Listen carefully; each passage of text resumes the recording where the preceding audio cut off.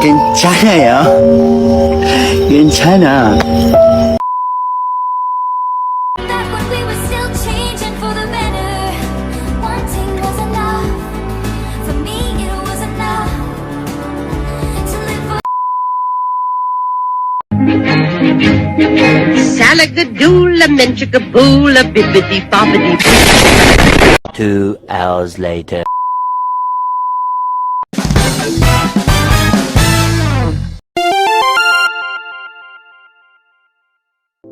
Assalamualaikum warahmatullahi wabarakatuh. Halo teman-teman, perkenalkan nama saya Siti Humaira Samirudin dengan NPM 073824111135 dari kelas C, Program Studi Teknik Pertambangan Fakultas Teknik Universitas Hairun. Ya teman-teman, di sini saya akan mempresentasikan tugas akhir pengganti UAS bahan galian industri yang berjudul batuan beku. Mari kita mulai dengan yang paling dasar. Apa itu batuan beku? Jadi, batuan beku adalah salah satu jenis batuan utama di bumi selain batuan sedimen dan batuan metamorf. Definisi yang paling sederhana adalah, batuan beku adalah batuan yang terbentuk ketika cairan panas bernama magma atau lava membeku dan kemudian mengeras sampai jadi padat sepenuhnya. Nah, biar tidak bingung, mari kita bedain apa itu magma dan lava. Yang pertama ada magma. Magma itu adalah cairan super panas, bisa sampai lebih dari 1000 derajat. Ia berada di dalam bumi, di lapisannya yang namanya mantel. Isinya campuran mineral yang meleleh, gas, dan kadang ada butir batuan padat kecil yang belum meleleh. Kemudian, lava itu magma yang berhasil naik ke permukaan, misalnya ketika gunung berapi meletus dan cairan itu keluar. Pas keluar, suhunya sedikit turun, tetapi masih cukup panas untuk membakar apa saja yang ada di dekatnya. Yang paling penting untuk diingat tentang batuan beku, dia tidak terbentuk dari proses pelapukan atau pengendapan kayak batuan sedimen. Dia terbentuk langsung dari keadaan cair ke keadaan padat, kayak ketika air menjadi dingin dan terbentuk menjadi es, tetapi jauh lebih panas dan butuh waktu yang lebih lama untuk membekunya. Jadi singkatnya, batuan beku itu seperti produk olahan dari panas dalam bumi yang kemudian jadi bahan baku banyak hal yang kita gunakan sehari-hari. Gimana? Sudah cukup mengerti kan apa itu batuan beku? Oke, sekarang kita tahu apa itu batuan beku dan bedanya magma sama lava. Nah, lanjut ke bagaimana dia terbentuk. Seperti yang ada di slide, prosesnya mulai dari pembentukan magma di lapisan mantel atau yang ada di bawah kerak bumi. Suhunya di situ sampai ribuan derajat, jadi batuan yang ada malah meleleh jadi cairan panas bernama magma. Tekanan tinggi juga bantu magma itu bisa terbentuk. Kemudian, magma naik ke atas karena ia lebih ringan dari batuan padat di sekitarnya, jadi kayak minyak yang naik ke atas air. Nah, di sini ada dua jalan. Yang pertama, kalau dia berhasil naik sampai ke permukaan bumi, dia menjadi lava kayak yang keluar saat gunung berapi meletus. Dan yang kedua, kalau dia berhenti di dalam bumi atau tidak sampai keluar, dia tetap jadi magma tetapi nanti akan membeku di situ. Terakhir, pembekuan dan pengerasan. Magma atau lava akan mendingin perlahan-lahan sampai akhirnya membeku dan mengeras jadi batuan padat. Yang menarik yaitu waktu pembekuannya akan mempengaruhi bentuk butir mineral di dalam batuan. Nanti kita bahas di slide selanjutnya. Singkatnya, prosesnya itu kayak membuat es dari air panas, tapi di dalam bumi dan butuh waktu yang lebih lama.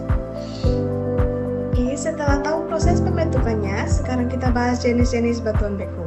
Yang paling dasar adalah berdasarkan tempat dia membeku, di dalam atau di luar bumi. Yang pertama ada jenis intrusif. Ya, intrusif artinya ia menyusup dan membeku di dalam bumi. Karena di dalam bumi suhunya turun lebih lambat, waktu pembekuannya juga sangat lama, bisa berbulan-bulan bahkan bertahun-tahun. Akibatnya, mineral di dalamnya punya waktu cukup untuk tumbuh jadi butir yang lebih besar dan terlihat jelas dengan mata telanjang. Contohnya adalah granit. Kalau kamu lihat lantai granit, pasti bisa lihat garis-garis atau butir-butir yang besar kan? Nah, yang kedua, jenis ekstrusif. Ekstrusif artinya ia keluar dan membeku di permukaan bumi. Pas lava keluar, Suhunya turun lebih cepat karena terpapar udara dan tanah yang lebih dingin. Jadi waktu pembekuannya cuma beberapa hari sampai minggu. Karena cepat, mineralnya tidak punya waktu untuk tumbuh lebih besar. Butirnya sangat kecil, bahkan sulit dilihat tanpa kaca pembesar. Contohnya adalah basalt, yang sering dipakai buat jalan raya. Kalau dilihat cuma terlihat datar dan halus. Singkatnya, beda waktu pembekuan, beda ukuran butirnya, dan beda pula jenis batuannya. Oke, tadi kita sudah membahas jenis-jenis batuan beku. Sekarang mari kita lihat contoh jenis batuan intrusif yang paling umum. Yang pertama ada granit. Warnanya biasanya putih, abu-abu atau ada garis hitam. Butirnya sangat besar. Kalau kamu lihat lantai granit, pasti bisa lihat bagian-bagian yang berbeda warnanya. Itu adalah butir mineralnya. Di Indonesia, granit banyak ada di Jawa Barat, misalnya di Cianjur atau Bogor. Yang kedua ada diorit.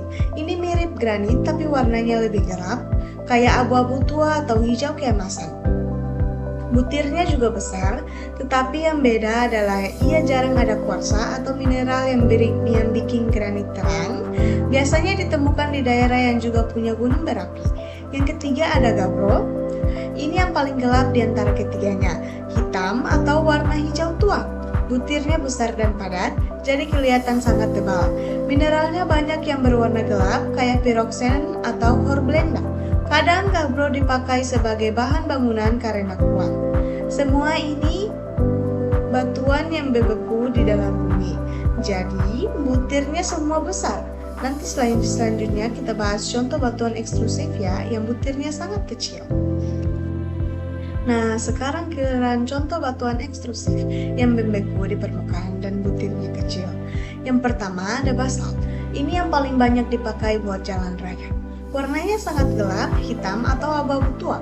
Butirnya sangat kecil. Kalau kamu lihat sekilas cuma terlihat datar dan halus, butuh kaca pembesar untuk melihat butirnya. Di Indonesia, basalt banyak ada di Sulawesi Selatan, di daerah yang dulunya dataran lava.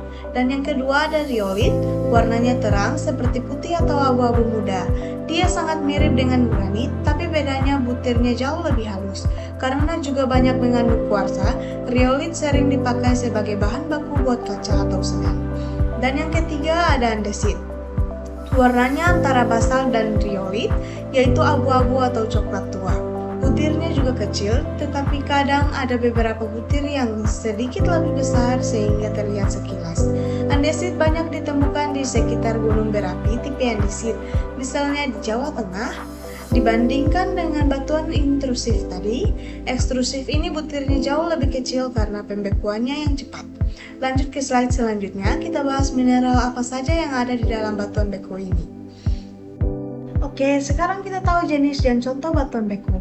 Tapi tahukah kamu, batuan beku itu bukan cuma satu jenis zat. Dia adalah campuran dari berbagai mineral yang meleleh bersama dalam magma, lalu membeku menjadi satu batuan. Mari kita lihat mineral yang paling umum. Yang pertama ada kuarsa, biasanya berwarna bening, putih atau coklat. Ini mineral yang sangat kuat. Kuarsa ini banyak dipakai untuk membuat kaca atau beton. Yang kedua ada feldspar. Warnanya putih, abu-abu, atau kadang orange. Ini yang paling banyak ada di bumi. Dia sangat berguna untuk membuat semen atau barang keramik seperti piring atau gelas. Dan yang ketiga ada piroxen atau horblenda. Keduanya berwarna hitam atau hijau tua. Biasanya ada di batuan beku yang gelap seperti gabbro atau basalt. Kegunaannya banyak sebagai bahan bangunan karena kuat. Dan yang terakhir atau yang keempat yaitu magnetit atau hematit. Magnetit berwarna hitam dan bisa menarik magnet, sedangkan hematit berwarna merah bata. Yang kerennya, ini adalah sumber utama logam besi yang kita gunakan sehari-hari. Jadi, semua mineral ini yang nanti jadi bahan galian industri. Lanjut ke slide selanjutnya, kita bahas hubungannya yang lebih jelas. Nah, apa saja manfaat batuan beku sebagai bahan galian industri yang kita gunakan sehari-hari? Yang pertama ada bahan bangunan. Kalau kamu lihat lantai rumah tetangga yang licin dan cantik, itu mungkin granit. Jalan raya yang kamu lewati tiap hari banyak yang dibuat dari basalt karena kuat. Andesit juga dipakai buat bikin batu bata atau campuran aspal. Dan yang kedua ada bahan baku industri lain, yaitu kuarsa yang ada di granit atau riolit diproses menjadi kaca, kayak gelas gelas minum atau kaca jendela. Terus feldspar yang ada di granit dipakai buat bikin keramik piring atau semen yang dibuat untuk membangun rumah. Dan yang ketiga ada logam industri. Yang paling penting adalah besi, yaitu sumbernya dari magnetit atau hematit yang ada di dalam batuan beku. Tembaga yang dipakai buat kabel listrik juga bisa didapatkan dari batuan beku intrusif. Bahkan kadang, emas atau perak juga tersembunyi di dalam granit atau gabbro. Jadi hampir semua barang yang kita pakai sehari-hari ada hubungannya dengan batuan beku. Lanjut ke slide selanjutnya, kita lihat contohnya di Maluku Utara. Oke semuanya, sekarang kita fokus ke batuan beku di Pegunungan Maluku Utara, terutama di sekitar Ternate yang mempunyai gunung lama-lama, yaitu gunung berapi aktif yang sudah lebih dari 60 kali meletus. Yang paling terkenal adalah Batu Angus. Ini adalah batuan beku tipe basalt yang terbentuk dari lahar beku dan lava yang keluar saat gunung lama-lama meletus. Misalnya pada tahun 1673 dan 1907, kini batu hitam ini membentang dari kaki gunung hingga ke pantai Ternate. Bentuknya tidak beraturan dan sangat padat. Sekarang, kawasan Batu Angus bahkan diusulkan jadi geopark nasional. Selain itu, di dalam pegunungan gunung lama-lama juga ada batuan intrusif seperti diorit atau gabbro yang membentuk di dalam bumi karena butir mineralnya besar. Bahkan benteng kuno Portugis yaitu Benteng Toloko di Ternate dibangun dengan fondasi dari batuan beku ini. Penggunaannya di lokal juga banyak, yaitu Batu Angus dipakai sebagai bahan baku jalan raya dan wisata, sedangkan diorit atau gabbro dipakai untuk fondasi bangunan atau ornamen. Jadi, batuan beku ini juga ada di Pegunungan Maluku Utara dan banyak manfaatnya. Oke, dan yang terakhir, mari kita simpulkan semua yang sudah kita bahas, termasuk yang ada di Maluku Utara. Yang pertama, apa itu batuan beku? Batuan beku terbentuk dari magma di dalam bumi atau lava di permukaan yang membeku dan mengeras. Dan yang kedua, jenisnya ada dua, yaitu intrusif yang membeku di dalam, yang butirnya besar, contohnya granit atau diorit, dan ekstrusif yang membeku di permukaan yang butirnya kecil, contohnya basal atau batu angus yang kita bahas di Ternate. Yang ketiga, mineral utamanya adalah kuarsa, feldspar, piroksen, dan magnetit atau hematit. Dan yang keempat, manfaatnya tidak cuma untuk bangunan atau industri seperti kaca atau keramik, tetapi juga menjadi sumber logam dan bahkan wisata seperti kawasan Batu Angus.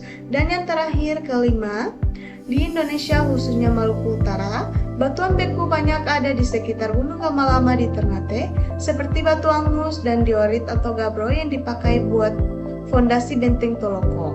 Singkatnya, batuan beku ini ada di mana-mana, bahkan di pegunungan kita sendiri, dan sangat penting untuk kehidupan serta sejarah kita.